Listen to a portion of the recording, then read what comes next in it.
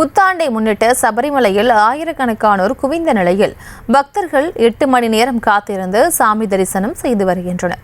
இது குறித்த கூடுதல் விவரங்களை எமது செய்தியாளர் பாலாஜி வழங்கிட கேட்கலாம். பாலாஜி, வணக்கம். விவரங்களை வழங்கலாம். பிரியங்கா, இன்று புத்தாண்டு என்பதால் சபரிமலை ஐயப்பன் கோவிலில் வரும் பக்தர்கள் எண்ணிக்கை லட்சக்கணக்கில் தொட்டுள்ளது.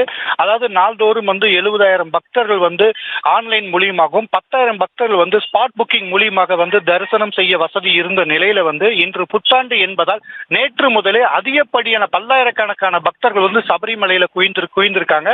குறிப்பா பார்த்தோன்னா பம்பை, அப்பச்சிமேடு, நீலிமலை, மரக்கூட்டம், சரங்குட்டி, நடைப்பந்தல் இந்த பகுதியில பக்தர்கள் தலையாத்தான் காணப்பட்டு வருகிறது. கூட்டம் அதிகமாக இருப்பதால் பக்தர்கள் ஆங்காங்கே தடுத்து ஒரு கூட்டமாக ஆங்காங்கே பல்வேறு இடங்களில் தடுத்து நிறுத்தப்பட்டு அதன் பின்னரே ஐயப்பனை தரிசனம் செய்யக்கூடிய சூழல் உருவாகி இருக்கு.